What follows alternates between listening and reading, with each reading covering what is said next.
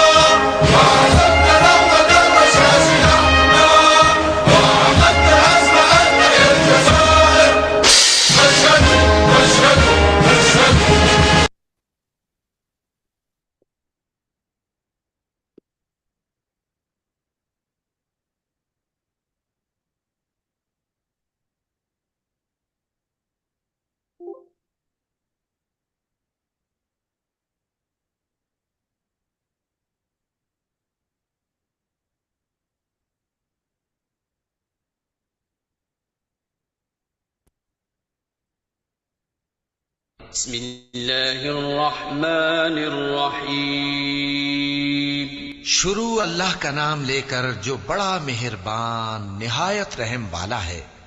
इन्ना अअतैनाकल कौसर। ए नबी सल्लल्लाहु अलैहि वसल्लम, हमने तुमको कौसर यानी बहुत ज्यादा भलाई अता फरमाई है। फसल्लि लिरब्बिक वन्हर। तो अपने परवरदिगार के लिए नमाज पढ़ा करो और कुर्बानी किया करो। इन्न शानिअक हुवल अबतर। कुछ शक नहीं कि तुम्हारा दुश्मन ही बेनाम रहेगा। Assalamu alaikum and a very good morning. It is a great pleasure to welcome you all to this special gathering to celebrate the National Day of the People's Democratic Republic of Algeria.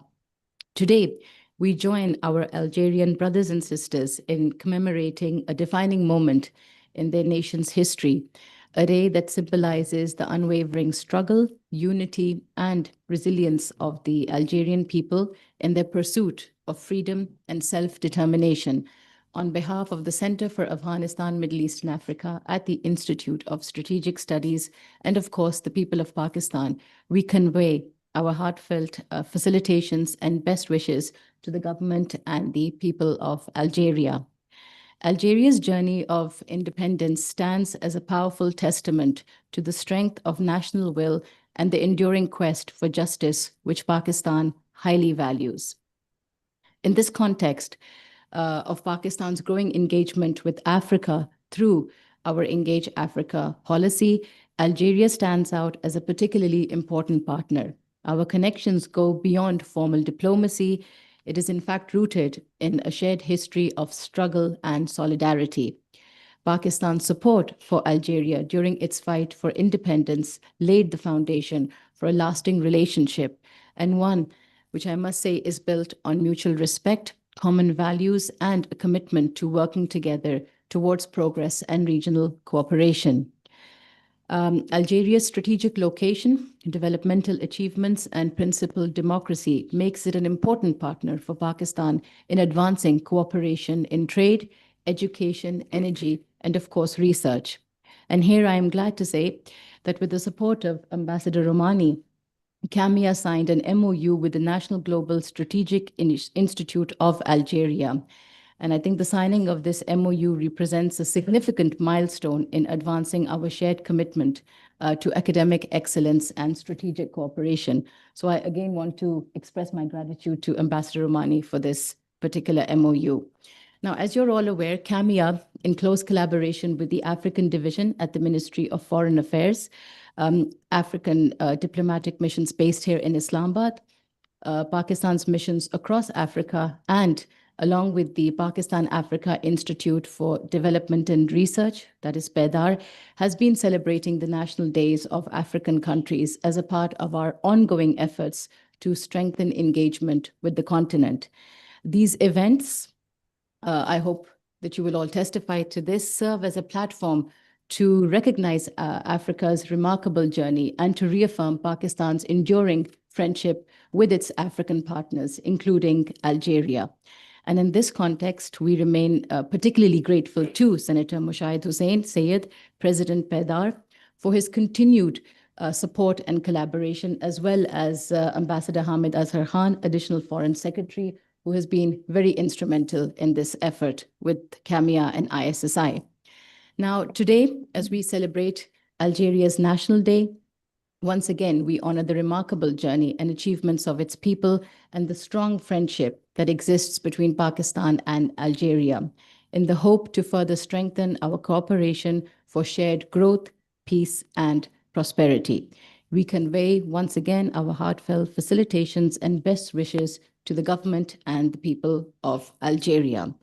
With these few words of welcome, I would now like to hand over the floor to Ambassador Sohail Mahmood, Director General, Institute of Strategic Studies, for his welcome remarks.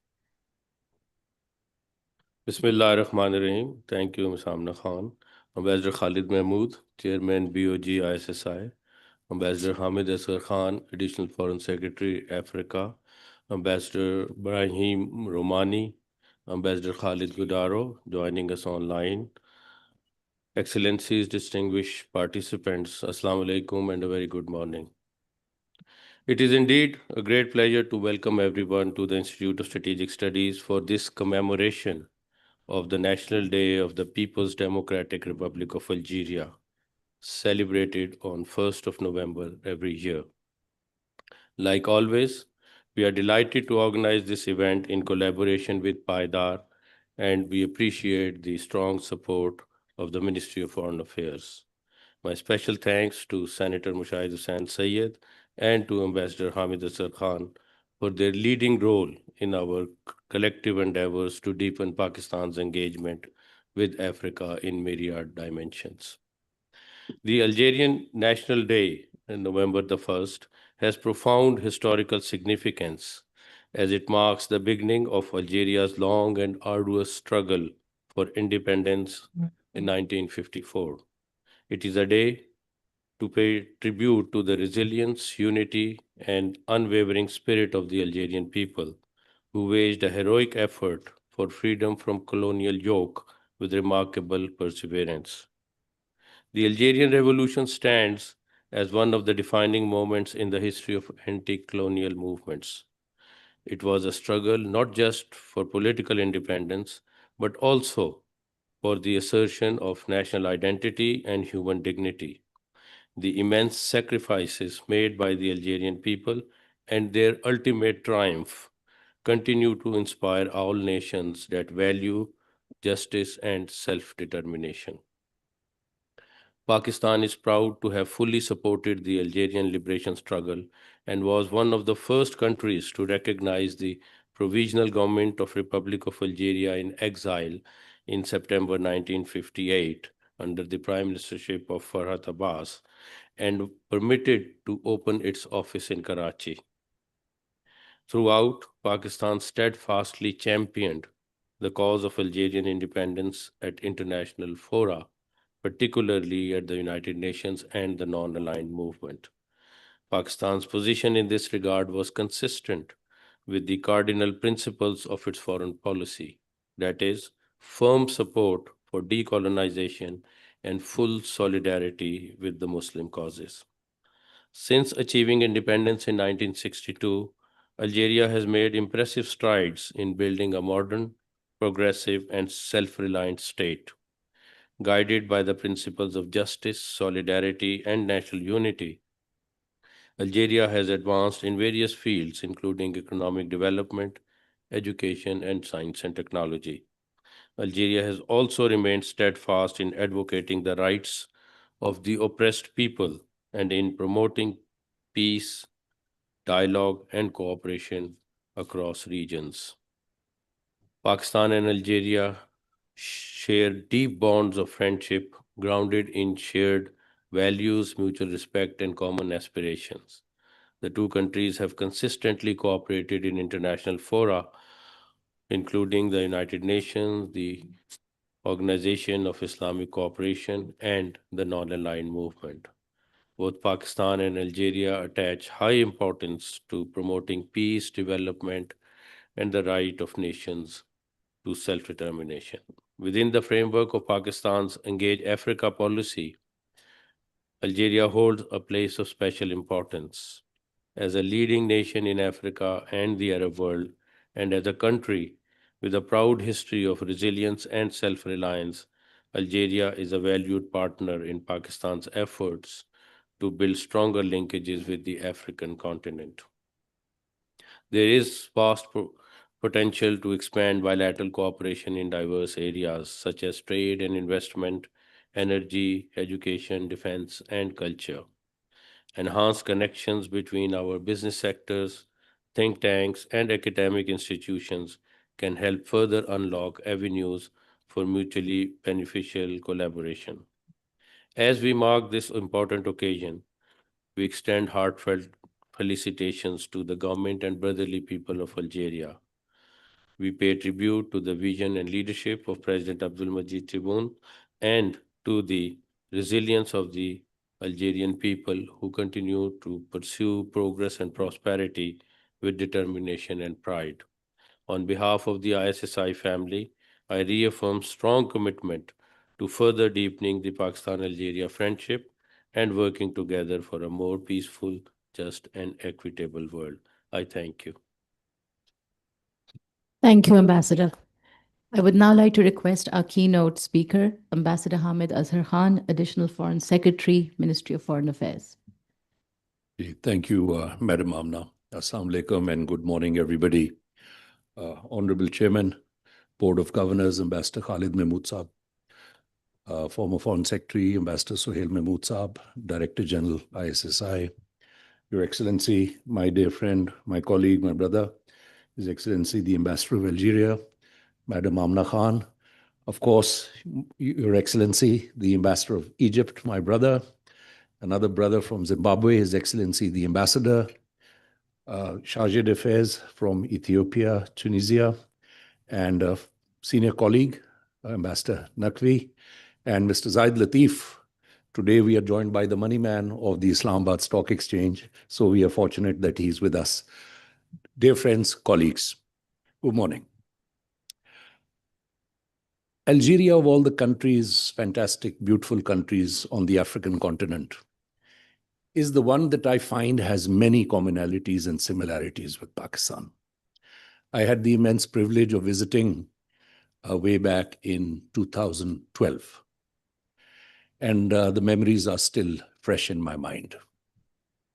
First of all, what I would like to acknowledge and place on record is the bravery, the resilience, and the iron backbone and resolve that the Algerian people showed while they were under brutal colonial rule, and the strength and resilience that they showed in combating that cruel regime in order to gain their independence.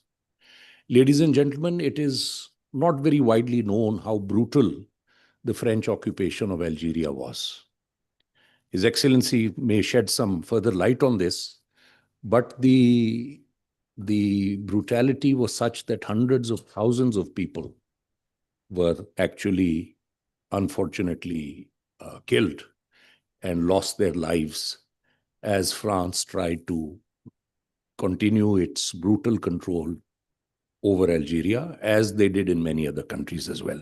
So for this, Your Excellency, this is, I think, a very important point I would like to acknowledge and thank you for the bravery of your people.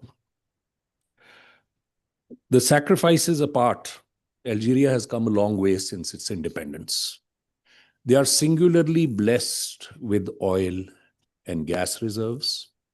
They are blessed with phosphate reserves, in addition to agricultural land, a coastline, and also iron ore reserves. Now, for phosphates, I would just like to share with everybody that it is a very important ingredient for food security, because the phosphates form the backbone of our fertilizer industry. So we must look at Algeria not only as a brotherly country, a brotherly Islamic Muslim country with shared values, but we must also consider Algeria as a food security partner. Because Pakistan, with its booming, growing population at perhaps the fastest rate in the world, is going to require more and more food. And we have already seen how over the last decades we have faced shortages of various staple items. I can share with you that in 2012, a conversation started to source phosphate from Algeria, and I'm happy to inform you that very recently, a couple of months ago, His Excellency was present in Algiers when Fatma Fertilizer Group of Pakistan has signed up a procurement contract with Algeria. And now Algerian phosphate is going to be coming to Pakistan in bulk, and it is going to form a major part of our food security. So that is a very big connection. There is a gap. The gap is in the oil and gas industry. Now, as you know, Pakistan imports its oil, it imports its gas. I, Excellency, am not aware whether we have any robust cooperation in this field. And I have not been able to understand the reason. Two countries, which are brotherly Islamic countries, and Algeria has tremendous oil and gas reserves. So this is something I think that collectively we need to work on to explore the reason why we are not sourcing some of our oil and gas, LNG, etc., from Algeria. And we must work in this direction, because resources must never come from one source. We must have a competitive buying regime. So this is my view. Thirdly, what I would like to say is fish. Now, blue economy is becoming a more and more popular term in the world. Yesterday, I was at the naval headquarters. I had a good conversation with our dear friend, the Vice Admiral, who's in charge of NEMA. And blue economy is becoming an important topic. And one of the first things that you think of when you come to blue economy is fishing.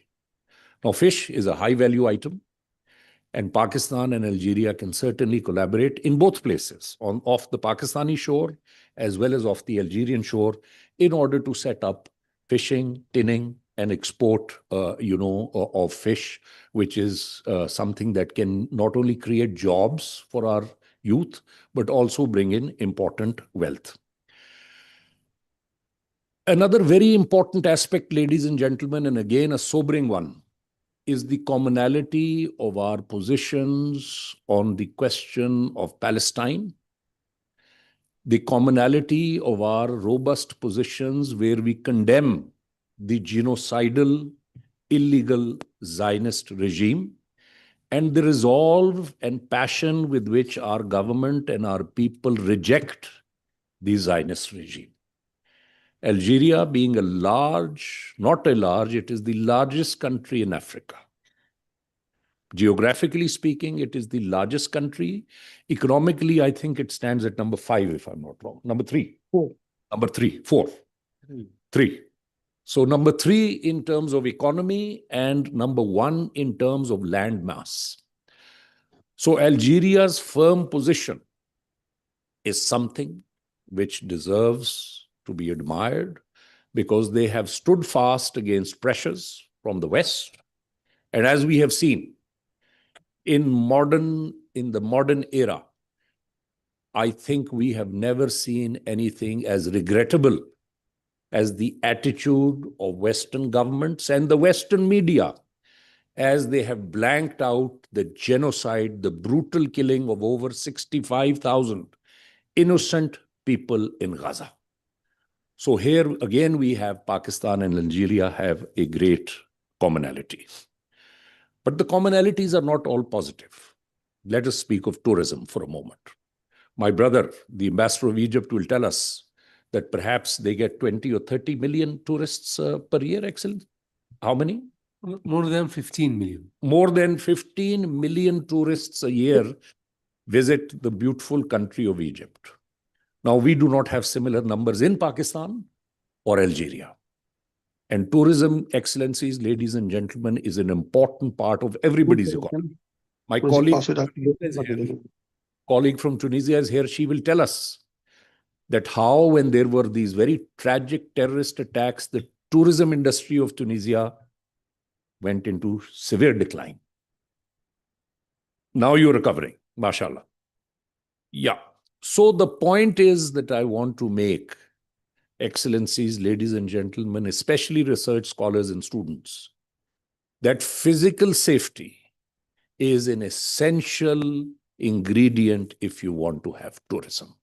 And Egypt, Algeria, Pakistan, Tunisia, many of our countries have faced this problem. But it is the governments which are able to tackle these problems, which are able to then attract the tourists from abroad, and there is then a good contribution to your economy. So this is something that we need to think of.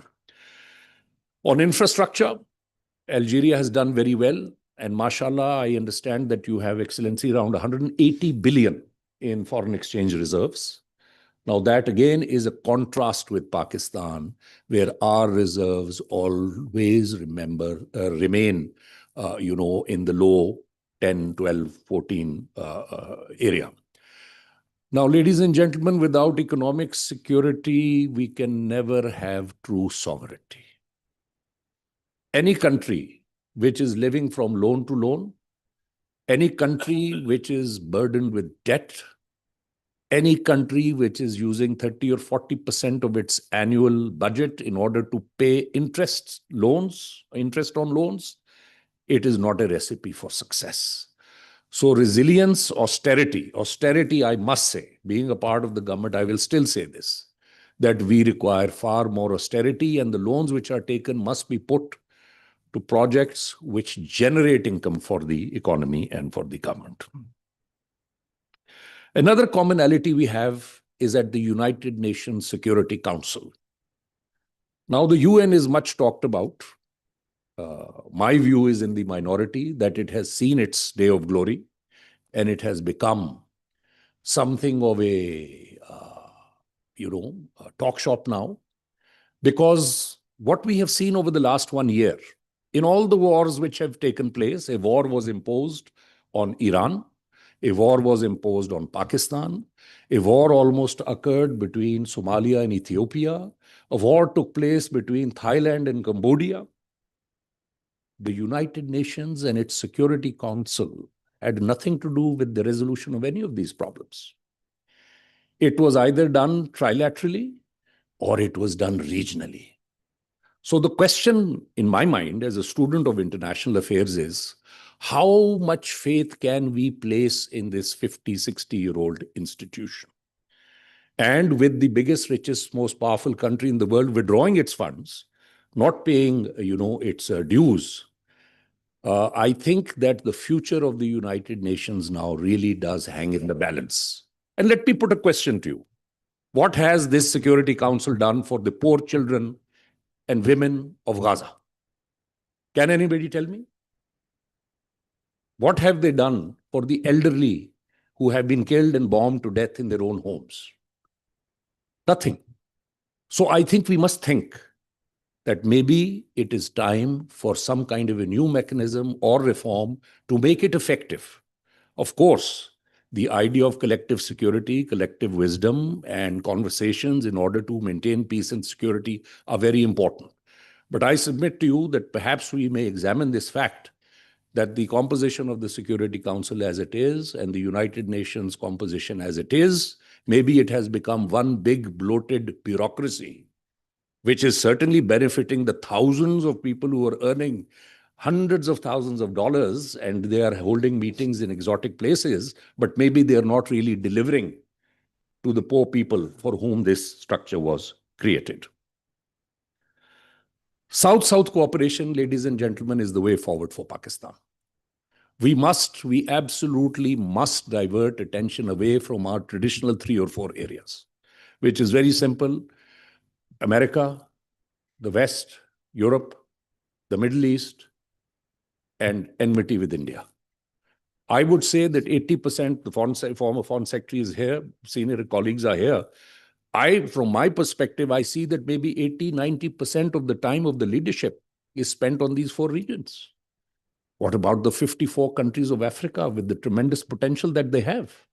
We need a mechanism, I put it to you. We need some kind of a robust mechanism which independently can focus on South-South cooperation, because this is where Pakistan's goods and services can find a place. This is where we have a commonality. This is where we have an equality, where we can work with each other. Another area where I think there is a similarity is the private sector. In both our countries, due to various factors and reasons, the government retains tremendous control over the economy. I ask you, was Apple and these iPhones, were they created by the US government? No. Is Microsoft created by the US government? No. Is Tesla a product of the US government? No. Is McDonald's a product of the US government? No. Is Coca-Cola a product of the US government? No. The private sector. For any nation on earth to prosper, even our dear brothers, the Chinese, under one political system, they have a different economic system. Their political system may be communist, it may be socialist, it may be state control, whatever you want to call it, one party. But their economic system is competitive capitalism. So I put it to you that we must have government, not reform. Ronald Reagan famously used to say, this was his slogan, the only good government is less government. So both of our countries need to allow the private sector to take the lead. Because bureaucrats like me are simply not built to do business. The government should provide, in both our countries, an enabling environment and let the private sector take the ball and move forward. Traditionally, historically, after independence, especially, Algeria has had tremendous ties with a very important country, Russia. And Pakistan has done well over the last 5 years. The government has been focusing on improving its ties with Russia because it is no secret that during the Cold War, we were firmly in the Western camp.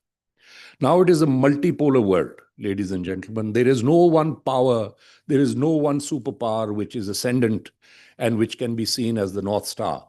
to guide you towards prosperity. I think this is another area we could collaborate and improve our ties with Russia through Algeria, through our brothers, because they have got very robust ties. So through think tanks, I do not know if ISSI has any collaboration with think tanks in Algeria. We do. Excellent. So this can be, this conversation can take place because I, for one, would love for Pakistan to tremendously improve its relationship with Russia as well. Similarly, China, which has and retains a very robust interest in Africa, in the great countries of that fantastic continent. It is another area where we can have trilateral cooperation. As you have seen, there is a plethora of new organizations and institutions around the world, and they're either regional or thematic or economy based. I mean, BRICS is just one, SCO is another. So I think that now, just the way the Cambodia and Thailand standoff was settled by Malaysia, and let me also inform you that the Thai government wrote to the Security Council saying, please do not take notice of our issue. We want to resolve it regionally. And they went to Malaysia and they had it resolved. So this is the new way forward. I think on China also, Algeria, Pakistan, China can also, cooperate. Another commonality is iron. I remember 12 years ago, when I was at the Ministry of Petroleum, one day we were distributing sweets because we said we had found reserves of iron at a place called Rioja in Chuniot, Punjab. Till today, not a single ounce of iron has been extracted from there. Algeria has perhaps 10 times larger reserves, and they also discovered maybe a decade or so ago, if not longer, and they are also struggling to extract that. So technology, ladies and gentlemen, for our youth, for the future generation, we must have a technology-enabled population. A population which can do very little, or a population which cannot contribute to the emerging economies like AI and technology and computers, etc., that will become a burden. There is often this debate that is a large population. Is it a boon or is it a burden? I put it to you that if you cannot give them skills, it is a burden. It's not a burden, it's going to be a bomb and it will explode one day. So the youth bulge is also a commonality that we have. We have a very young population. Algeria has a very young population. So they at least are playing good football. Our ranking in football is also something not to be, unfortunately, very proud of. The regional tensions and standoff with neighbors is also an unfortunate reality for both Pakistan and Algeria. Very similar, we both have files at the UNSC, long unresolved with no forward motion. And similarly, as we have difficult relations with our eastern neighbor, unfortunately, Algeria has difficult relations with their western neighbor. Now, what does this result in? It results in less integration, less trade, less cooperation, less progress on shared opportunities. So when I look at our two countries, I see that this is also something that both of us must ultimately, with great wisdom and taking a deep breath, we have to cross ultimately these issues if we are to have prosperous regions. Because, ladies and gentlemen, in my humble estimation, no country can live like an island. You are always a part of a regional ecosystem, in fact, a global ecosystem. So we must ensure that we are able to address these long-standing issues. I've spoken too much, but I've spoken from the heart. I've spoken from experience. We will, inshallah, be holding the next round of bilateral political consultations with Algeria soon. And with these few words, I would like to thank the Institute of Strategic Studies for affording me this opportunity to share my views with you. Your Excellency, I congratulate you once again. Ladies and gentlemen, Excellencies, thank you very much. Thank you, Ambassador. We will now run a small video.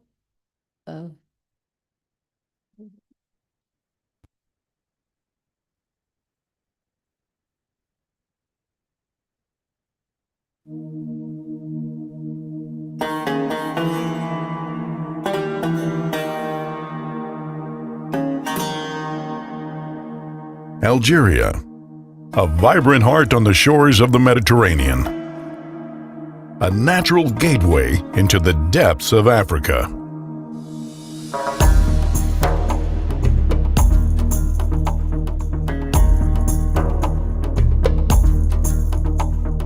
A land where the echoes of ancient civilizations meet the dynamism of innovation and modern openness.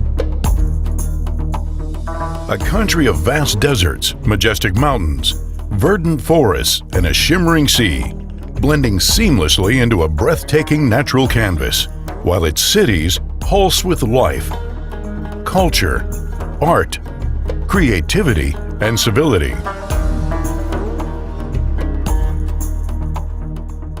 An economy moving forward with confidence, opening wide horizons for trade and investment, driven by a clear vision and strong political will. Algeria is not just a destination, but a unique experience, a leading regional hub shaping the future, connecting north and south through lasting mutually beneficial partnerships and a steadfast commitment to building new bridges.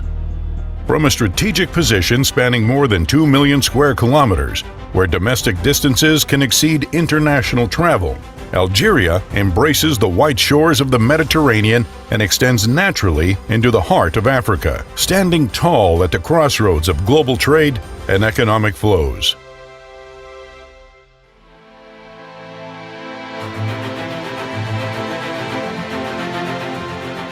It is the story of a great nation and a proud people whose heroic struggle for independence through one of the most remarkable liberation revolutions in modern history remains an inspiration to the world, marked by the sacrifice of more than 1.5 million martyrs.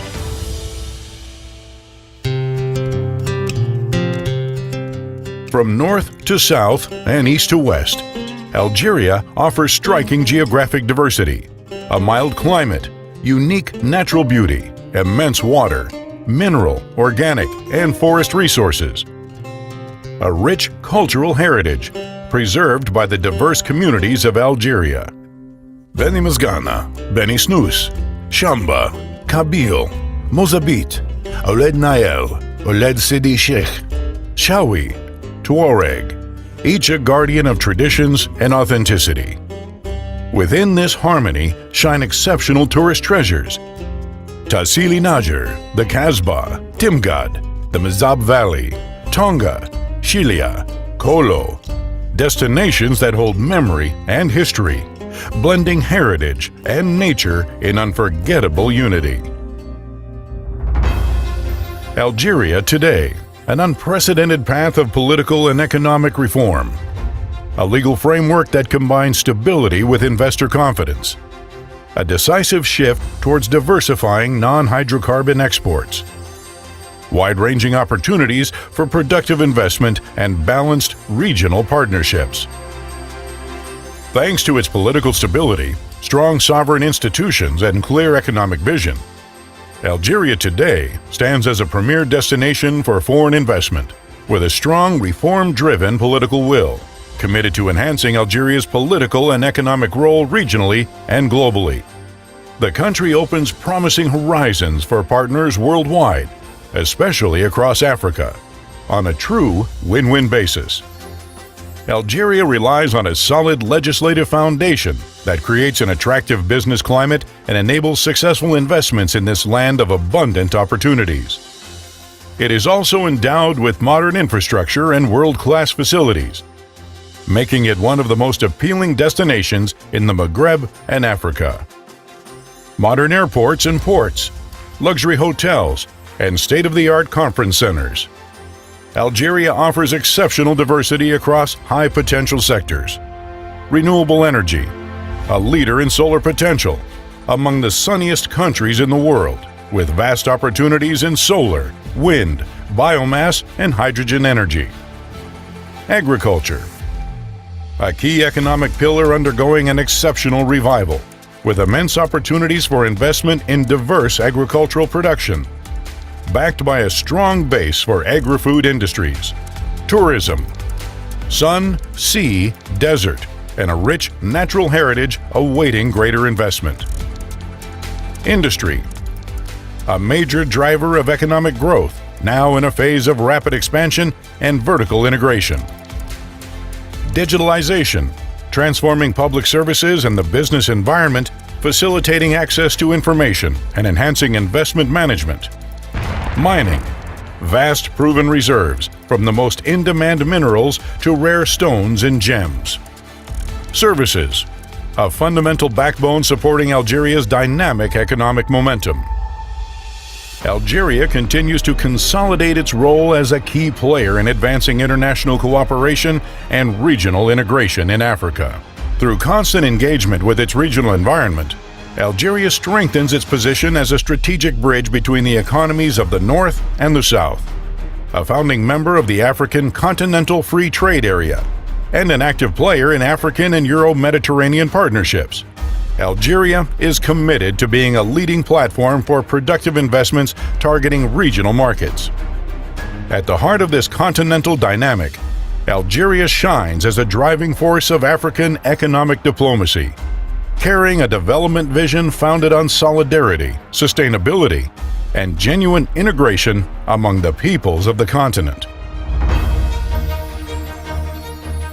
Algeria, where vision meets opportunity and ambition becomes reality. Amid rapid political and economic transformation, Algeria stands as a beacon of stability, placing Africa at the center of its partnerships, strategic choices, and highest priorities. Its unwavering political will for cooperation, partnership, and deeper African integration is not just an option. It is the natural extension of historic bonds, deep roots, and shared civilizational heritage that unite Algeria with its mother continent. Algeria, Africa. An ancient history, a profound belonging, a solid economy.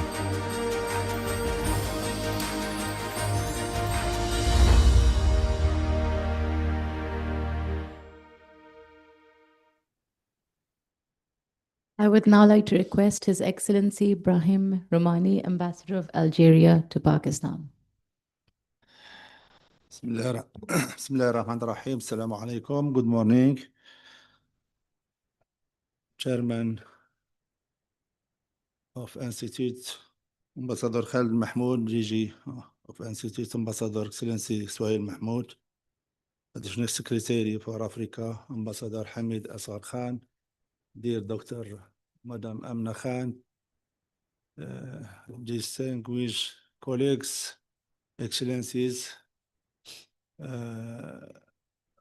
professor, researcher, and press media, all very good morning, and thank you so much for Institute to take this initiative to celebrate with African embassies in Pakistan, Islamabad.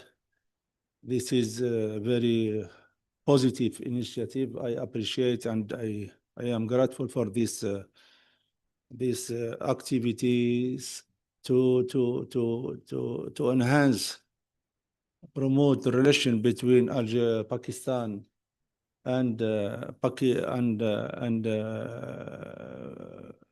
African countries and their representative diplomatic in to Islamabad. This opportunity gives me a short time, try to be brief as possible, to introduce my country, and also to speak about relation between Pakistan.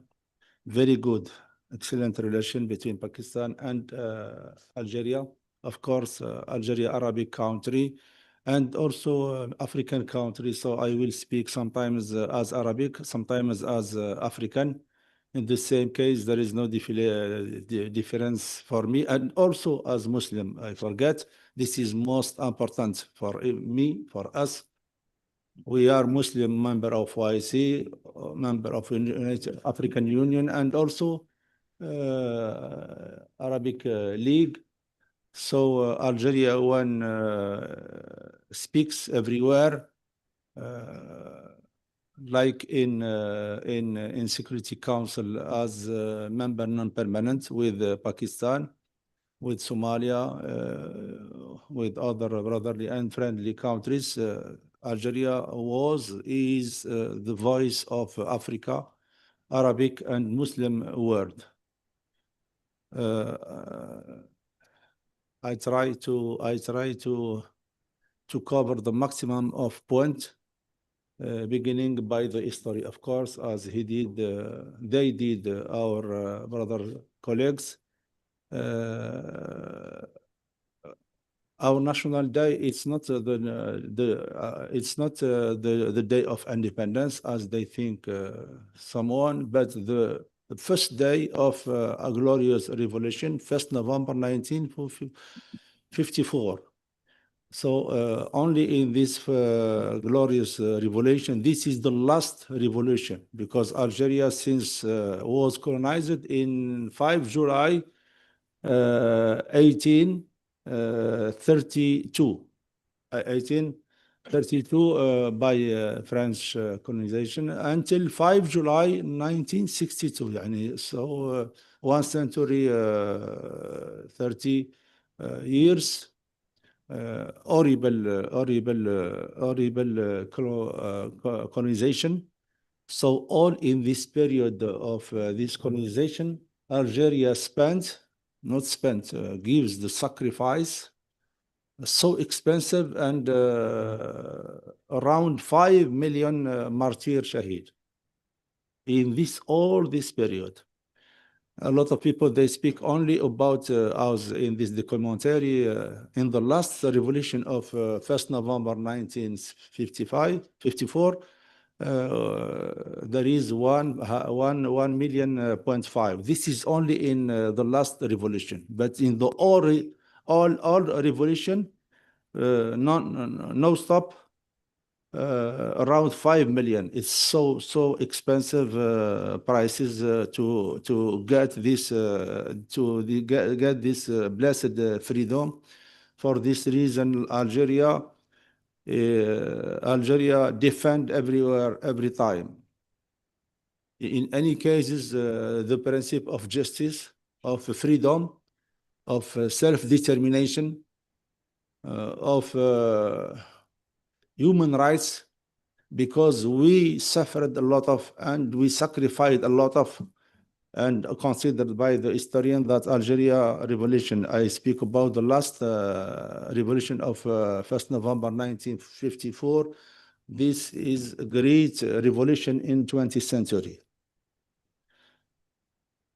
So we go, we advance.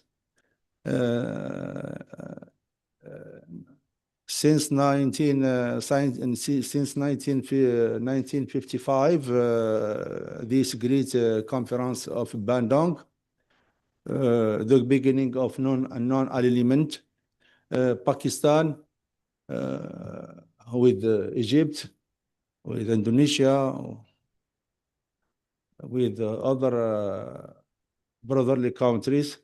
There is the first support, a good support and push to boost the Algerian cooperation to be international case, and this Bandung nominated a few countries to go and to defend the Algerian case of freedom of revolution in United Nations.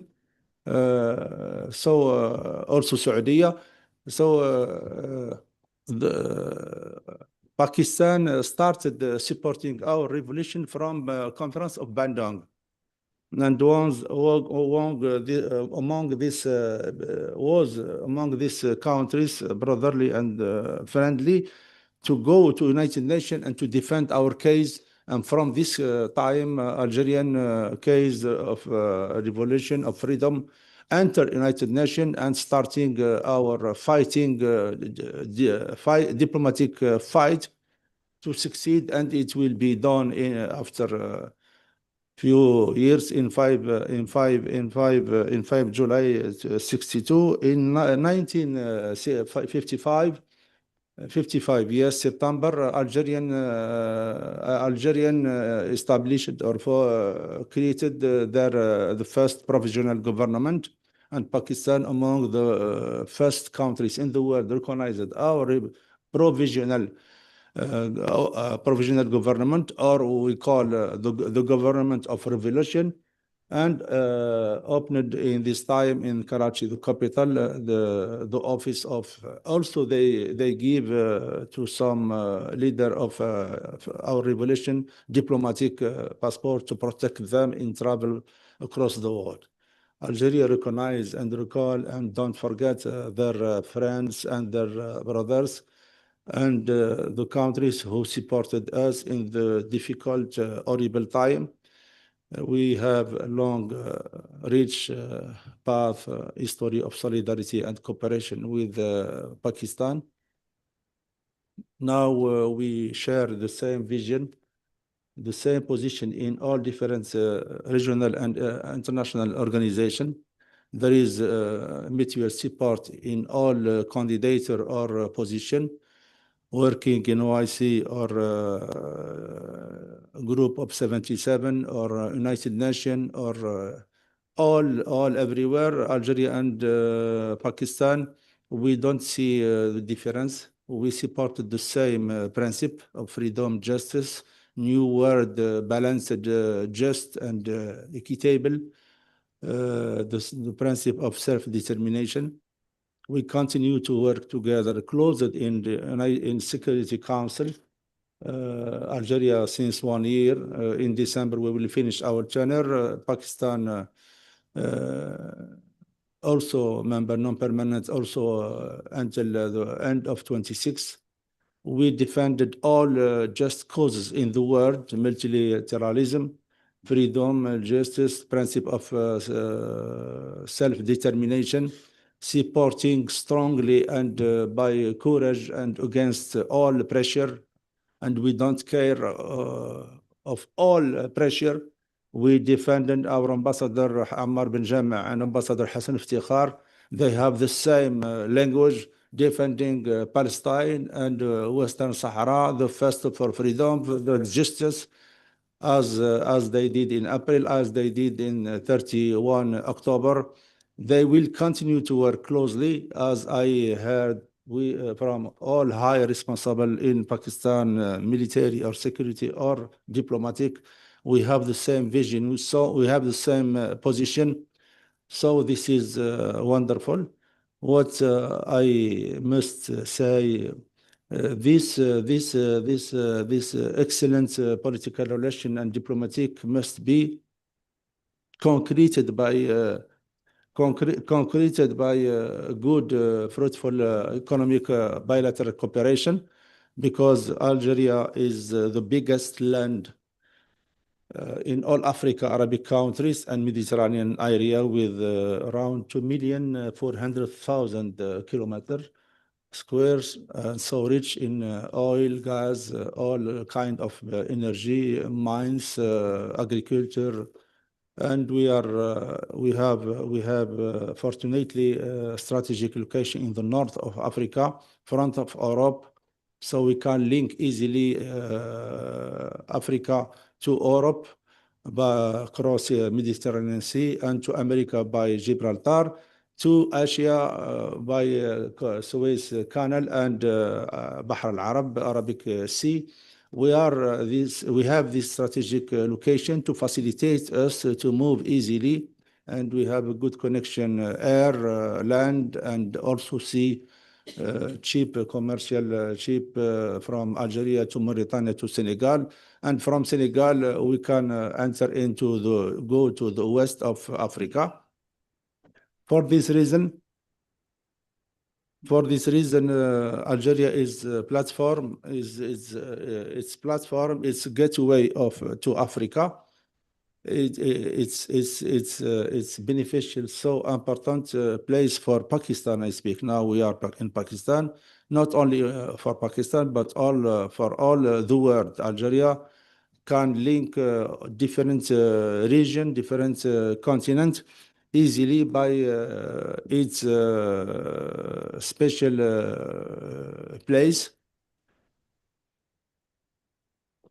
Also, we have modern, big infrastructure, roads, railway station, and air And we are working to link Algeria to Nigeria by gazoduct of gas to export Nigerian gas to Europe. And there is highway trans-Saharan linking Algeria to Nigeria by the Niger, and with the connection to Tunisia, Libya, and Mali and Burkina Faso. All this region will have benefit from the road, and in the same time we make a fiber optic cable to link all this region of Sahel, and also our brotherly neighbor Tunisia and Morocco. Of course, after this, there is Egypt, also a big country in Africa. There is, we can complete the work between Algeria, Egypt, Nigeria, and South Africa, the biggest countries and the biggest economy in Africa. South Africa is the first, Egypt is the second, Algeria is the third economy in 24. Before we were we were in the fourth position. Now we are in the third position, and we launch and we are launching the biggest the grid or the mega project in industry in agriculture in Sahara, and also the mines of iron in Sahara, and we will produce in 27, after 2 years, around 50 million tons by year iron.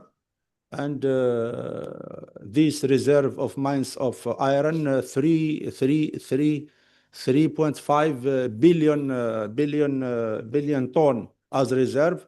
In the east, we started working with Algerian groups and partnership from different countries, China also, as he said, Ambassador Hamid, with group Fatima from Algeria, from Pakistan, as the first group imported since 3 years, and signed this memorandum to invest transformation of phosphate to fertilizer to import to Algeria to their plants in Pakistan. And we will produce in 27 we will 10 million tons by year phosphate. So we will be among the biggest, the first countries in the world in iron and also in phosphate. So we expected, as the expert expect that Algeria increase their total production from $270 billion now to around 400 billion, inshallah. Maybe we will be with Egypt, the second economy in Africa. For your information, as example, our economy is going so speed. The percentage of growth is 4.1. Our agency, Algeria Agency for Investment, established since 3 years, only 3 years. It registered, now we have in this agency more than 17,000 projects registered. Among these included 300 mega projects, or medium and mega projects from Asia, Europe, and Arabic countries, and also America.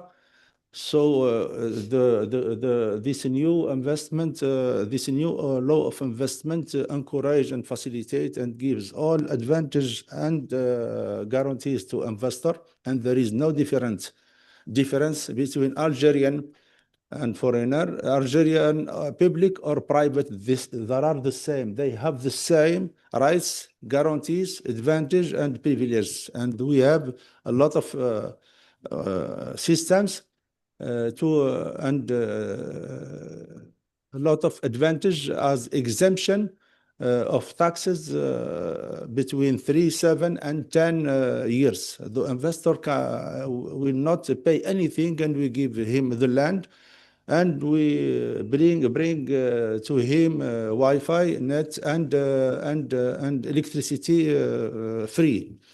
In the past, we forget a little our south only for energy.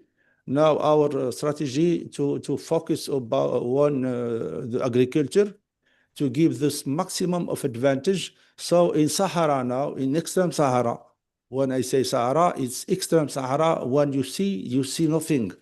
But after a few years, we found Algerian public and private, Qatari, Saudi, Turkey, and Italy. They invest in the big space. I speak about, for example, Qatari group Baladna or group INI from Italy. More than 30,000 kilometers, all agriculture. Now we satisfy our needs in agriculture more than 75%, and we export vegetables and fruit, and this year we satisfy our needs in wheat 100%. Before we bought from Ukraine, Russia, France, billion and billion. It's finished. And also in medicine. In medicine, we satisfy our needs 84% with Algerian companies and with different companies, foreigner in partnership. In this case, in this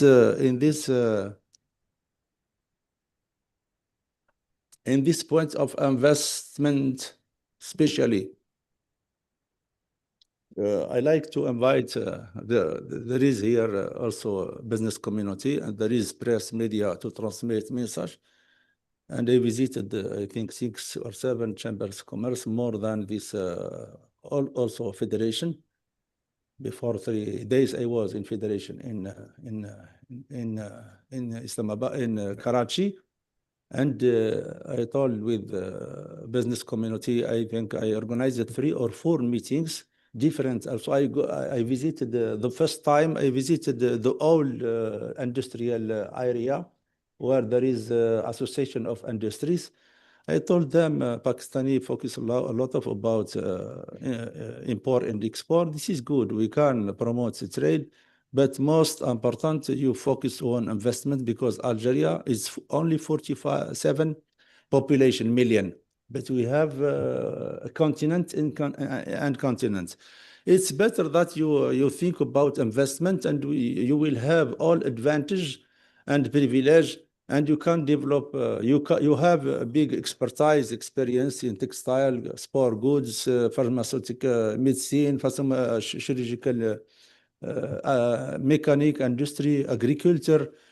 Why you don't come to invest to Algeria with Algerian partner, and you import to Pakistan, and most important, you export to Africa. You want to work with Africa, so you must come to Africa.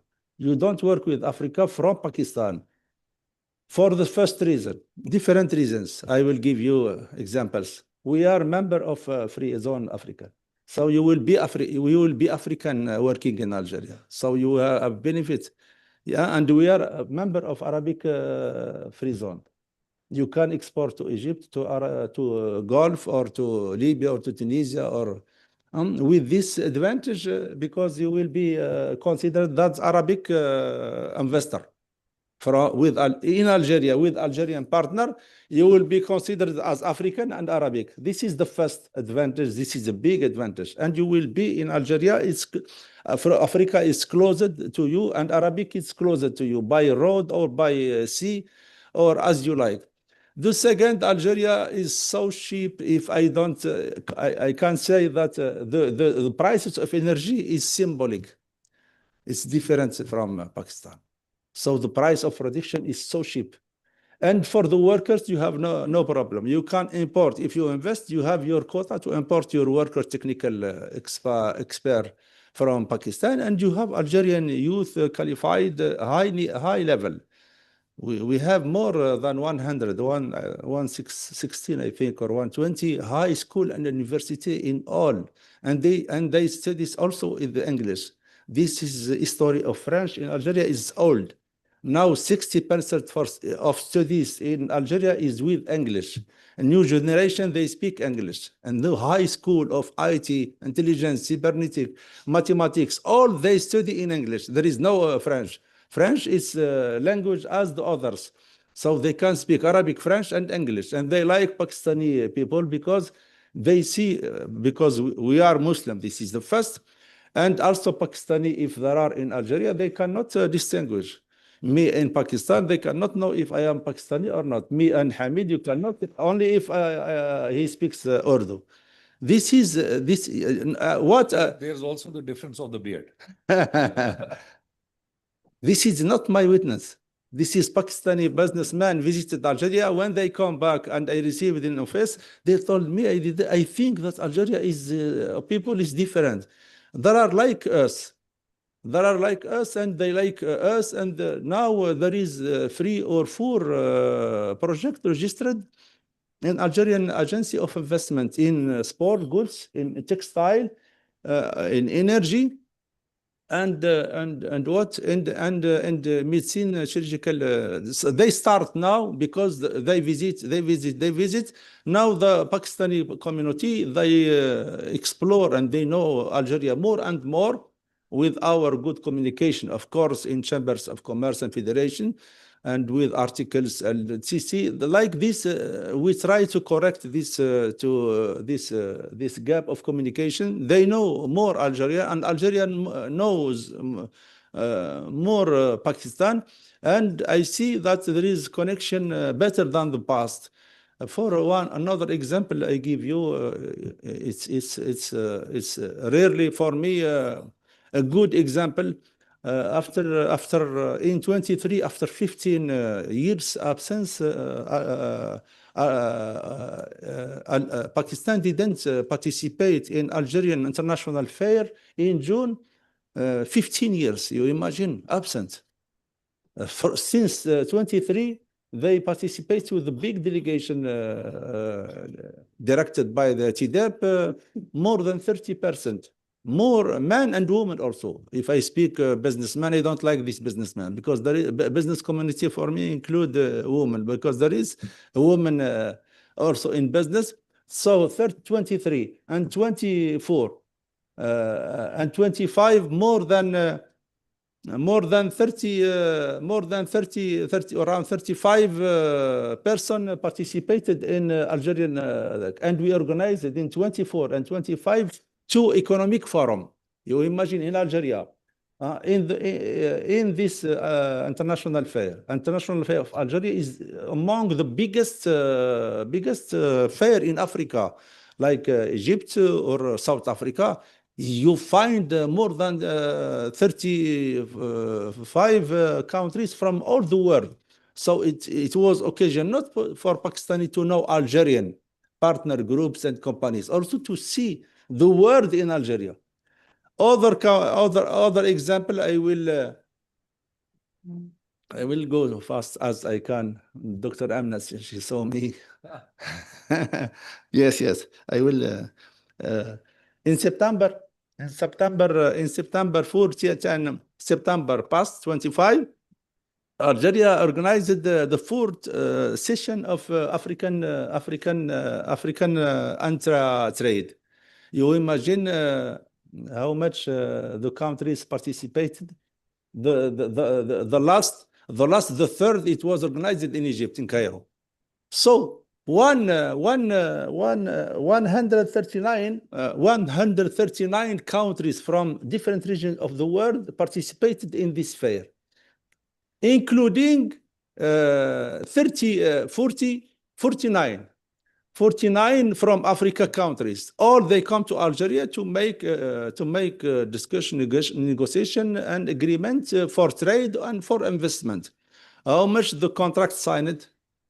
The amount of contract signed, it was more than $48 billion.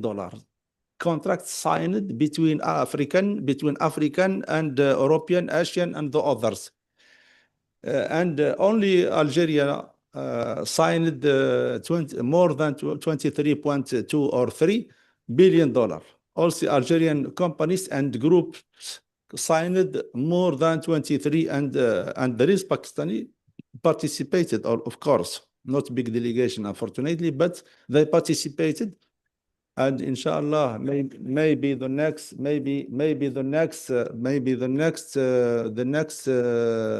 conference or exhibition, Pakistan Africa development trade, as you did in Egypt and in Ethiopia. Maybe the next we will do in Algeria, because Algeria is platform, it's a gateway, it's a good place for Pakistan to enter, to implement their its policy and Africa look and engaging Africa. This is Algeria. I think we have all to succeed together.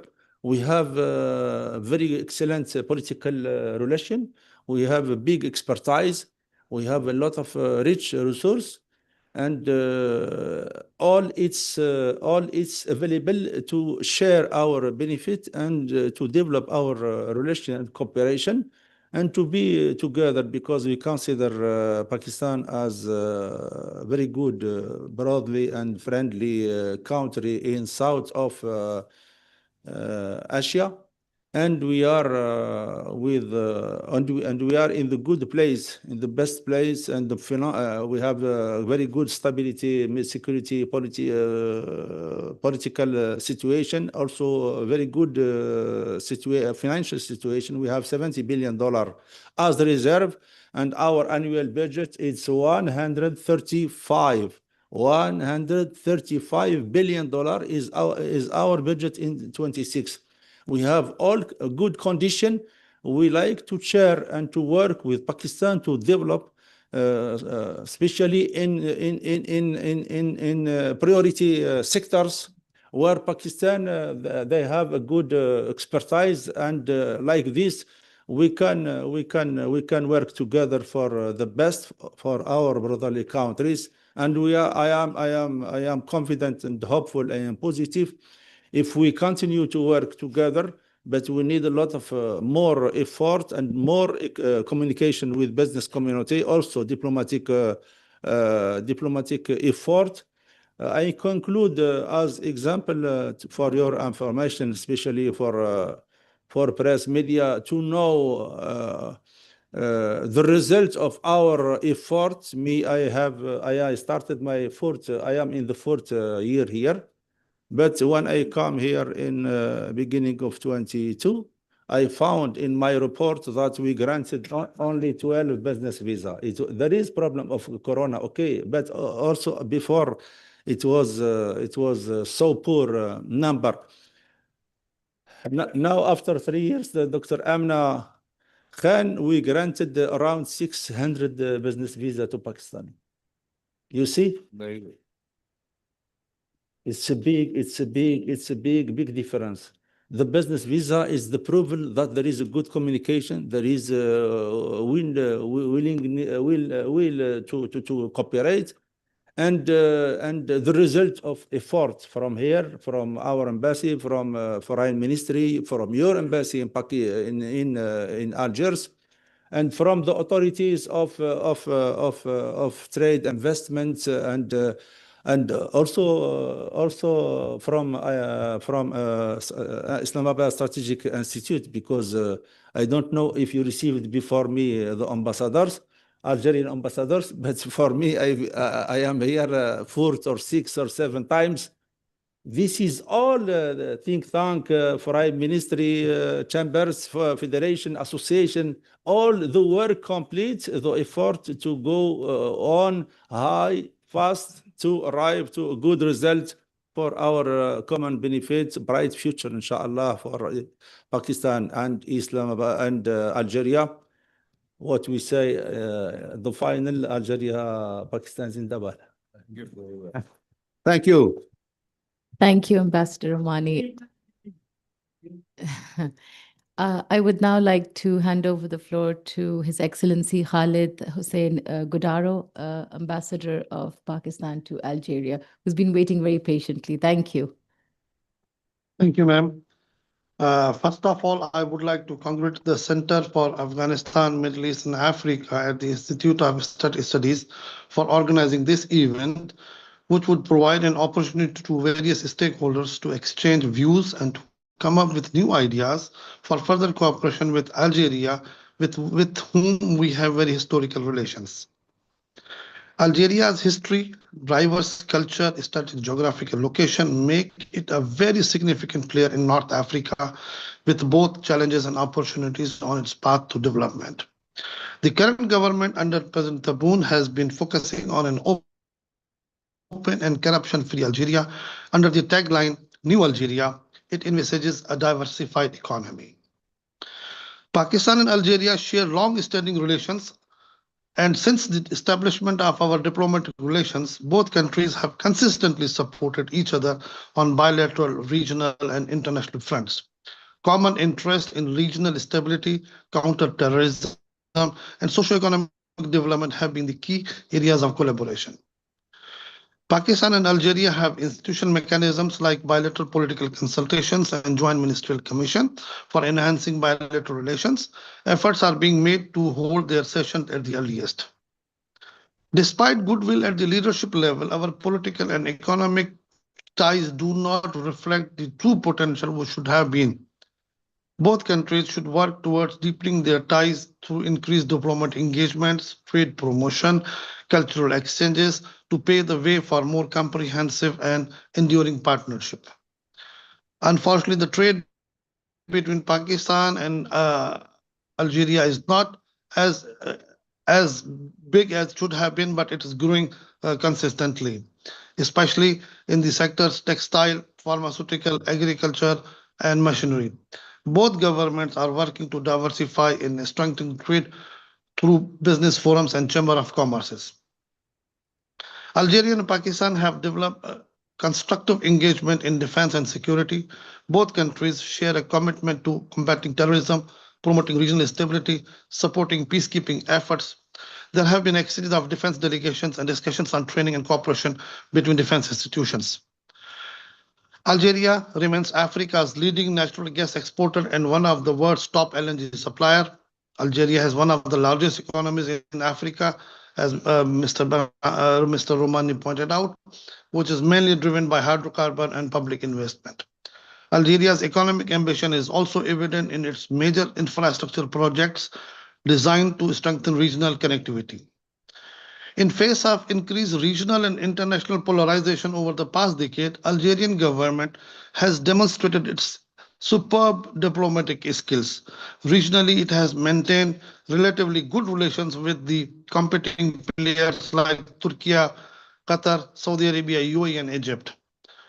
Algeria has also enjoyed good relations with international powers, the United States and European Union on one side, and Russia and China on the other side. Even at the height of the ongoing Russia-Ukraine war, Algeria did not align with one camp against the other. Pakistan and Algeria are committed to broadening their partnership through enhanced people-to-people contact, economic collaboration, and participation in regional and international initiatives. Upcoming plans include holding the 4th session of bilateral political consultation, 3rd session of Pakistan-Algeria Joint Ministerial Commission, increasing trade volume, and launching new academic exchange programs. With shared values and common aspirations, Algeria and Pakistan continue to work together for a prosperous and peaceful future. Pakistan-Algeria relations remain strong and promising. Both nations, guided by principles of mutual respect and cooperation, continue to reinforce their bilateral relations through diplomacy, trade, culture, and shared global vision. Thank you very much. Thank you, Ambassador Gudaro. We will now have a video recorded message from our chief guest, Senator Mushahid Hussain Said, President Pedar, who unfortunately couldn't join us, but he's been kind enough to send us his message. Could we please play it? Assalamu alaikum and good morning, ladies and gentlemen. In the name of the Almighty, the Lord of all mankind, it is my privilege and pleasure to be speaking at this function of the Institute of Strategic Studies, which has been organized by the Center for Afghanistan, Middle East, and African Studies. And we are also proud to be co-hosting it in our capacity as the Pakistan Africa Institute for Development and Research, PAIDAR, which is the first Pakistani think tank on Africa that I founded last year. Thank you so much to celebrate, to commemorate the National Day of Algeria, our brotherly Muslim country. Excellency Chairman of the Institute, Khalid Mahmood Sahib, Excellency Director General of the Institute, Suhail Mahmood Sahib, Excellency, my dear brother and friend, Dr. Brahmani, it's a pleasure to be here. And also my friend, our colleague from the Foreign Office, Mr. Hamid Asghar Khan, and of course, Madam Amna Khan, the moving spirit behind these important initiatives. When we celebrate Algeria's National Day, we also celebrate a joint history of struggle, a joint history that is of brotherly Muslim cooperation as members of the Global South, as members of the non-aligned movement, as members of the OIC, the Organization of Islamic Countries. And Algeria is the first Muslim country that fought an armed war of liberation against French colonialism, in which they sacrificed over 1 million of their compatriots. This was a historic struggle against the French launch in 1954, which culminated in the defeat of the French in 1962. And this has been very well commemorated in the historic movie that I've seen several times, the Battle of Algiers. And it almost led to a military coup in France against General de Gaulle, because he was for independence of Algeria, realizing the failure of the French colonial rule. And in this struggle, Pakistan was at the forefront. Pakistan provided diplomatic passports to the Algerian resistance. And at that time, the FLN, the National Liberation Front of Algeria, which was in the vanguard of the liberation struggle, they had formed a government in exile led by Farhat Abbas, and he was provided a diplomatic passport by Pakistan, operating out of Karachi and also out of our mission at the UN in New York. So this solidarity of Pakistan and Algeria has been cemented in struggle. And for Pakistanis, the names of the leaders of the Algerian revolution, they're almost household names. Ahmed Ben Bella, Houari Boumediene, and Abdulaziz Bouteflika. The three big names which start with three B's. I had the opportunity when I was doing research in Europe in the 80s to have met Ahmed Ben Bella, the legendary liberation fighter. He was living in Geneva then, and I had 3 meetings with him at that time. And I had some friends who were working in the Islamic Council of Europe, which was based in London, and they had some conferences where Mr. Ben Bella participated. Mr. Boumediene came to Pakistan in 1974 for the Islamic conference at the invitation of Prime Minister Zulfikar Ali Bhutto. And when the 1971 tragic events occurred, where Pakistan faced aggression from India and other countries, so Pakistan was partitioned because of external aggression. Mr. Boumediene said that he told Mr. Bhutto when he came to the Islamic conference that that was the saddest day of my life to see this happening to brotherly Pakistan. Such was the sentiment and the feeling there. And Mr. Abdulaziz Bouteflika was president of the United Nations General Assembly, and he was the youngest foreign minister in the world at that time, in his 30s. He had long flowing hair, cutting a very handsome, debonair, flamboyant personality, and he led the UN General Assembly, which invited Yasser Arafat to the United Nations General Assembly for the first time. And he and that General Assembly then convened a special session under his leadership, under the leadership of Algeria, which decided on the new international economic order. And that session was also attended by the great Chinese historic revolutionary leader Deng Xiaoping. So those were the times in the mid-70s, and I was then a student at Georgetown University in Washington, D.C., that I was witness to all those events because we also traveled from Washington, D.C. to New York to take part in those events. When we talk of the contemporary situation, Algeria has been a beacon of light in Africa, in the Middle East, in the Arab world, in the Muslim world, in the global South.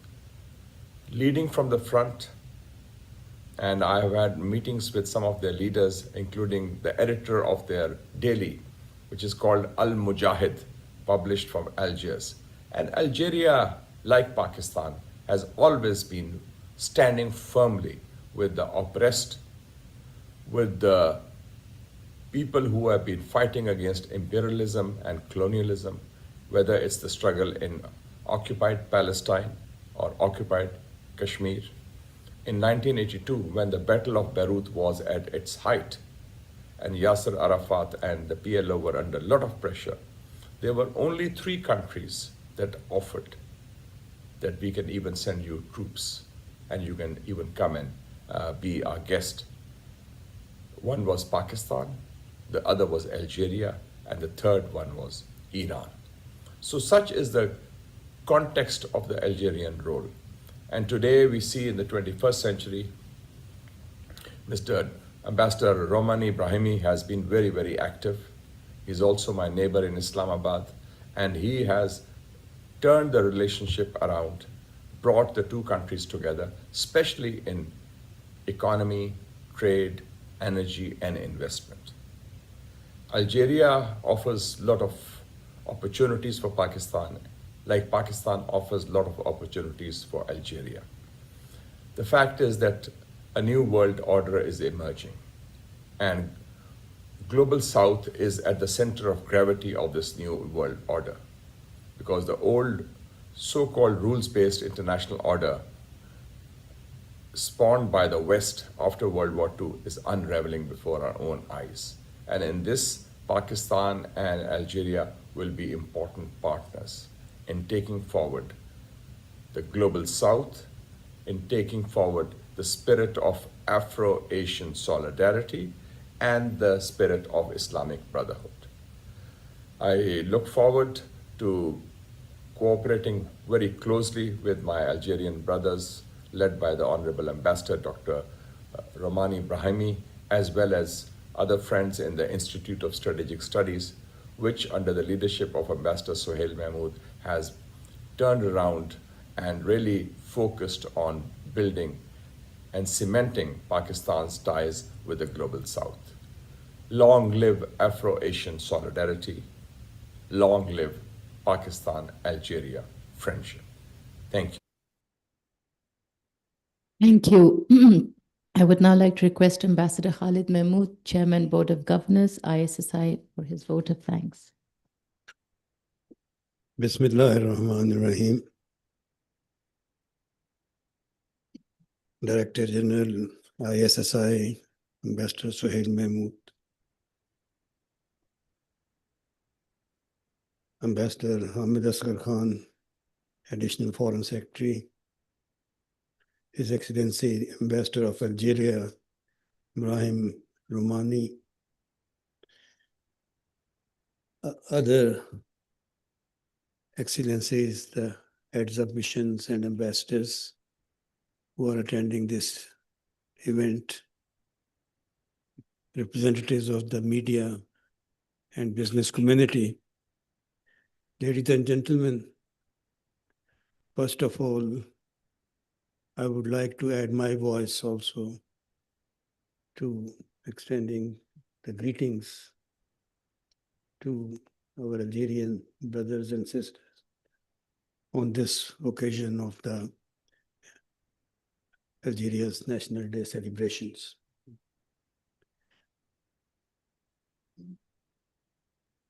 in every man's and woman's life, some events takes place which one cannot forget. One such thing is your first love. And I started my diplomatic career from Algiers in 1967 as third secretary. And the memory of those days, as I said, of your first love, you can never forget. And later on, I accompanied Prime Minister Benazir Bhutto in 1990 visit to Algiers, and also Prime Minister Nawaz Sharif. So I have special attachment to Algeria in that context. Now, the speakers before me have highlighted the deep historical bond which Pakistan has with Algeria. It predates the emergence of Algeria as an independent state. And, this support which Pakistan extended to Algeria for fighting the French colonial rule, the Algerian people have not forgotten that. I could personally feel, that while the scars of the struggle were still alive, they also remembered the countries like Pakistan who supported their struggle. I don't have to go into detail. Mushahid Hussain just recounted what type of diplomatic support we extended to the provisional government of Algeria, then at the UN, and also in facilitating the movement of the leaders of Algerian independence struggle. You see, Algeria is a gateway to Africa. It is the largest African country, third leading economy, situated at a place where you can communicate very easily to the rest of African continent. So no wonder that when Pakistan is now focusing on developing its ties with African countries, Algeria has a special place in that context. And I must, compliment Additional Foreign Secretary Ambassador Hamid Asghar Khan for really working so hard to bring Africa at the center stage of Pakistan's foreign policy.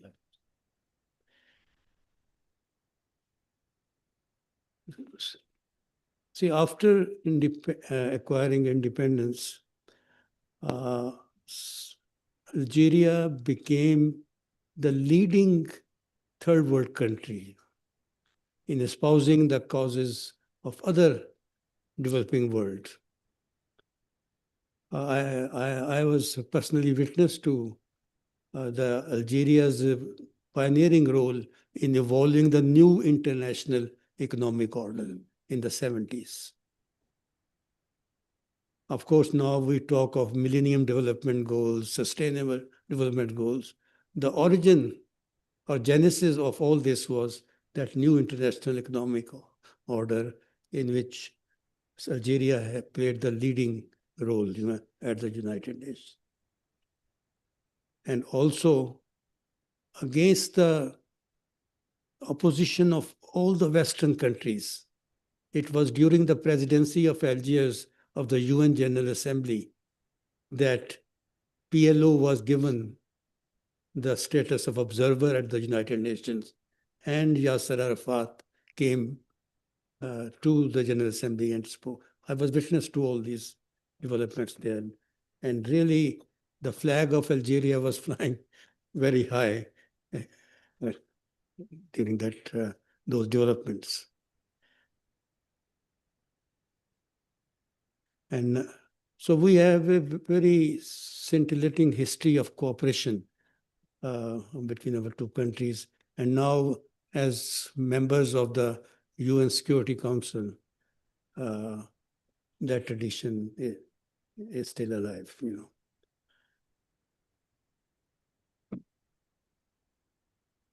So I would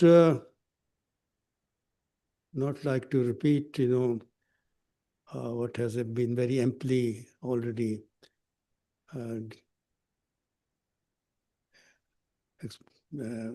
addressed by the Director General, Mushahed, Additional Foreign Secretary, Ambassador himself, except to say that really in the African continent, Algeria is a very attractive destination and a very attractive country with which Pakistan should develop its economic, strategic relationship, you know. And I think this is the right occasion when we celebrate the independence of Algeria, that we should focus all our attention on promotion of ever greater cooperation and relationship between our two countries. Thank you.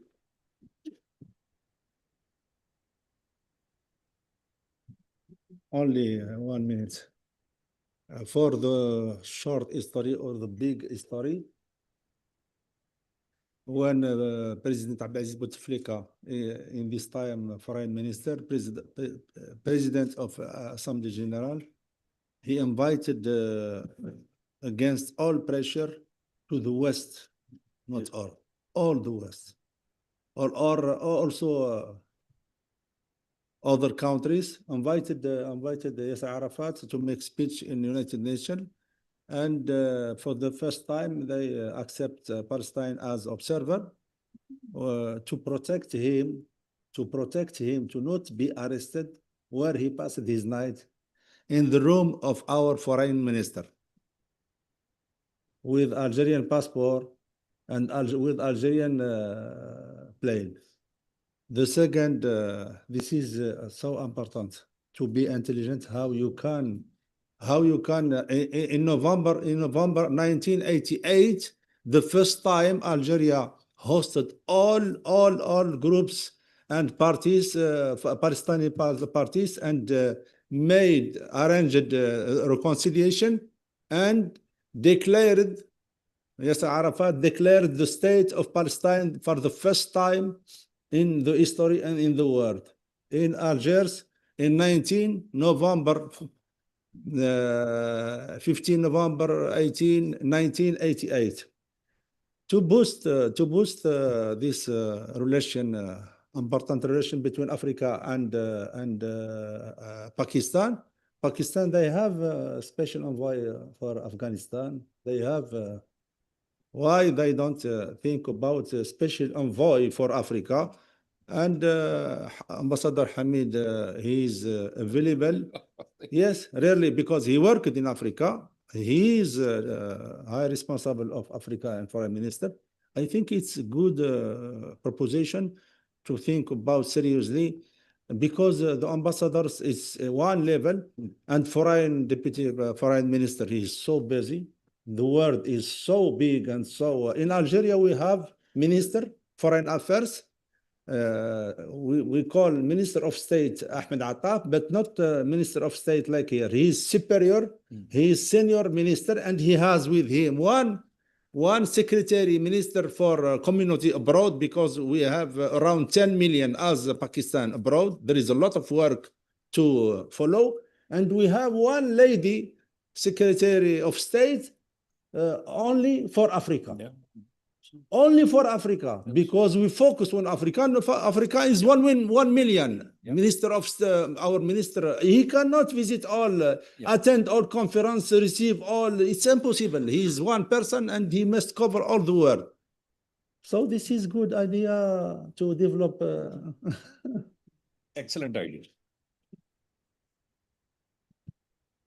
On the request of Ambassador Romani, he wanted to ask if the African missions based here in Islamabad, would any of you would like to say anything before we conclude?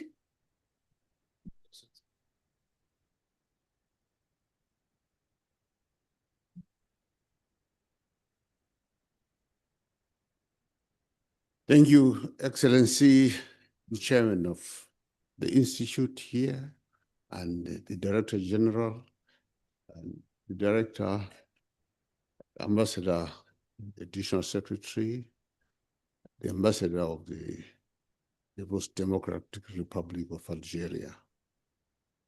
Well, not many words per se, but to appreciate the Institute for organizing this very important event, where we also physically, by presence, express our solidarity with the People's Democratic Republic of Algeria. Well, in the case of Zimbabwe, Algeria trained our first commander. He was a graduate of tertiary in Algeria during our independence struggle. So did our chief of staff as well. You'll appreciate that Zimbabwe had two liberation movements, ZAPU and ZANU. And from the ZAPU side, we graduated from the Algerian Academy. Not just that, it rendered a lot of support to the liberation movement in Southern Africa. I think Algeria stands firmly as a pillar of liberation. And of course, we appreciate the support that we got from the Islamic Republic of Pakistan. And therefore, the two pillars anchored our own liberation struggle.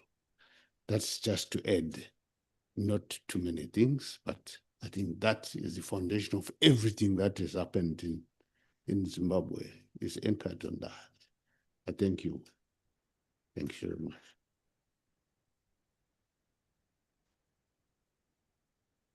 Anybody else? Briefly, please, before we have to conclude then, yes.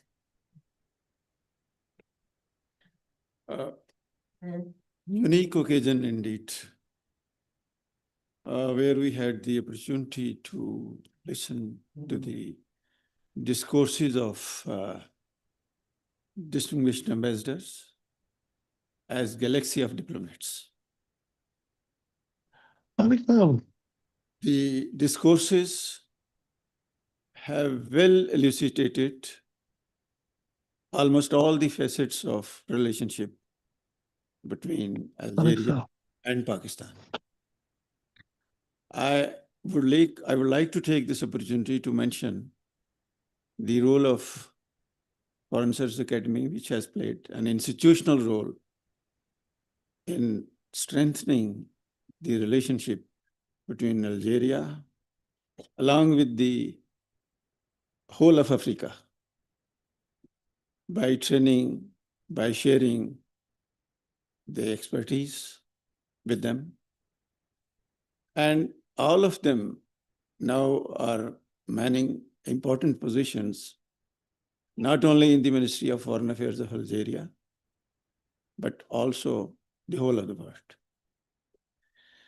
And they are not only promoting the global goodwill, but also the relationship between Algeria and Pakistan. So this has, made me to bring about this facet of the relationship. I'm sorry that the protocol of the precedence No, not at all, please. is violated. No, You will no. excuse me for that. Thank you. Thank you Very very kind. much. Thank you for your intervention, and please. Thank you very much. Assalamu alaikum. My name is Mohammad Abdullah Hamid Gul, and I am Director General Misak Research Institute, and I also run a political party, Tehreek Jawanan Pakistan. First of all, I would like to congratulate ISSI for holding such a wonderful event where we learn a lot. Secondly, congratulations on your National Day, sir. Ambassador Ibrahim Romani is a wonderful man, and you spoke from your heart. I have one question from you and a smaller question from you, sir. My question to Ambassador, that in this changing global world order, well, we talk about rise peacefully, but we know that you will not be able to do that. Nobody is going to be allowed. And the polarization is still going on. In this new era of cold and warm war, we have seen how, the countries are being bashed with the, political, they become victim of their own political, struggles. Arab Spring, we have witnessed. Tunisia, we have, it started from there. Now, what will be your alignment in the new global world order? And what hurdles you find, from Pakistan for not being close enough? My Ambassador Hamid Asghar is a wonderful man. Ambassador Saab, you have told about that, we were not focusing on Africa. Was it a policy, or, we were totally ignoring it, or we were under some influence? And secondly, you talked about that how UN was not responding to all those wars which you mentioned. Because I've been writing it in Al Jazeera also when I was heading Al Jazeera. So I know that how things were changing. And I was always of the opinion that after the Leagues of the Nations ended, because it did not work well, now United Nations is not coming up to the expectations, especially with reference to Kashmir and also the Gaza situation.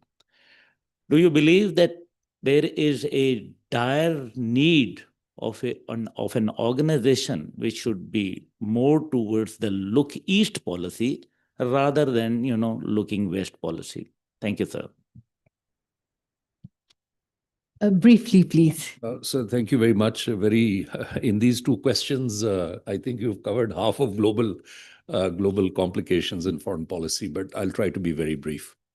Sir, as a relatively younger country, Pakistan initially, as we all know, fell into the Western camp. And I think one of the greatest tragedies that has befallen our nation is the debt trap. There can be no argument on this that we are severely burdened by debt. And we've all seen how when the IMF program is up for renewal, how the entire government is virtually hostage to the whims of bureaucrats at the IMF. So that is one chain which links us directly to the Western Hemisphere. The second thing is diaspora. I'll be very brief. Our diaspora is predominantly in the US, in Europe, and in the Middle East. The diaspora is a huge connector of our policies, of our economy, of our dependency even. Because if you look at the remittances, which are very, very important, they are coming from these three areas. I'll just give you one example. In Algeria, maybe there will be 300 or 400 Pakistanis, if that. In neighboring Morocco, there are 200 Pakistanis. So the diaspora connectivity factor is also another reason that we have not focused. But the real and third reason is, my dear sir, that Pakistan as a developing nation requires investment, requires technology, requires innovation. And most of Africa also requires these three things. So our needs, our demands, our asks are the same. So to fulfill those needs, we have perforce had to go to the first world, and they are then very capable and able in creating dependencies. But what His Excellency has said, I think, is a very important weak link and gap in our entire Africa strategy. We do not have the mechanism. He is absolutely correct. Being an ambassador himself, I being an ambassador, we operate at the official bureaucratic level. Pakistan requires either a Minister of State for Africa, or a Special Assistant for Africa, or a coordinator for Africa who is a political figure so that we can engage at the political level. This needs to be a sort of a task force which is not independent, working under the Ministry of Foreign Affairs, but it should not be burdened, for instance, when we have a war or when a war is imposed on us, then we forget about Africa. When the IMF program is coming up for renewal, we forget about Africa. If there is a crisis in the Middle East, we forget about Africa. So this unit, this self-contained unit as proposed by His Excellency the Ambassador, I completely concur. We need to have a vertical headed by a political figure, which irrespective of the other challenges that we are facing, can continue the good work of engaging with Africa. Thank you. Just to supplement what, Ambassador, just to supplement what Ambassador Hamid Asghar Khan said, I think we can categorize Pakistan's engagement with Africa into three phases. The first was when the African nations were fighting for their liberation, and Pakistan wholeheartedly supported that process. And once the new nation states were established, they were focused on their own national consolidation and also faced some issues of conflict and security. So through participation in United Nations peacekeeping operations, Pakistan very substantially contributed to peace and stability in the individual countries where we were represented and to the security and stability of the continent as a whole. Now we are in the third phase when Africa as a very important economic force is emerging, and we have taken several steps. There used to be a time when you joined the ministry in the mid-1980s when Africa was part of the UN division. So this is just an example. So bureaucratically, a full-fledged Africa division headed by an additional secretary is now looking after Africa. In 2019, we unveiled a very wide-ranging Engage Africa policy with the twin objectives of expanding Pakistan's diplomatic footprint in the continent and deepening the economic partnership. And then in the wake of that policy, the engagement has consistently grown. And I think the best part of Pakistan's engagement with Africa today is that this is now a multi-stakeholder enterprise. So this is not only the responsibility of the Ministry of Foreign Affairs. We have equal partnership with commerce, with the chambers, with think tanks, with our defense entities. So I think we are in the probably the best phase of Pakistan-Africa engagement. And going forward, the more we consolidate it, also with the help of African missions in Islamabad and our own very energized ambassadors and heads of missions in Africa, I think we can. And if there is possibility, we should also concretize some of the proposals that have been made here to upgrade our political participation in the processes and create institutional mechanism for very focused, laser-like focus on Africa. Thank you. Ambassador. Thank you. The world, currently the world is unjust. And the United Nations cannot, or Security Council, and we saw in the case of genocide of Gaza, this institution cannot do, enable to take the responsibility to impose the peace and justice in the world. What we do? We have two options: to accept our destiny and following as new colonized, or we must defend our conviction and our position and enhance our coordination and cooperation with brotherly and friendly and all the free men or women, free countries in the world. So we must, I speak about my country, Algeria. We have a realist strategy in diplomacy. We are a strategic partner of Russia and China, and we have very good relation with USA and Union European. We don't speak about African and Arabic. This is our family. And also in Asia, we have good relation with Pakistan and India. And we defend our position, the multilateralism, multipolar system, We are in the Bank of BRICS, we are in OIC, we are in Arabic League, we are United Nations, we are in G77, in non-alignment, in African. I speak about United Nations. We requested all time the reform of Security Council. It's not normal. It's unjust. We request the reform of Arabic League and develop Union African. We must speak. We must defend and we must continue. In any case, it's not easy. But my personal conviction, there is a new word is coming, is establishing. It needs time, effort, sacrifice.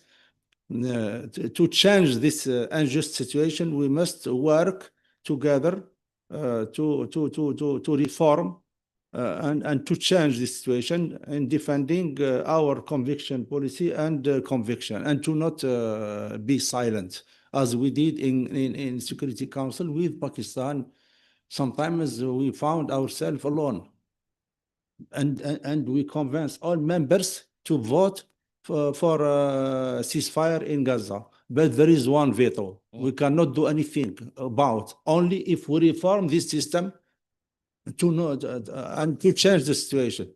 This is my conviction. We must defend. You cannot have freedom as gift, as we were colonized more than 1 century. If you are convinced, you defend your position and your strategy. If it's necessary, 100 years, but you will arrive in the final. Thank you. Thank you, Ambassador. Ladies and gentlemen, this brings us to the end of today's event. I would like to request the panel to join us for a group picture and the audience to join us at the back for Algerian delicacies. Thank you so much for joining us. And of course, the heads of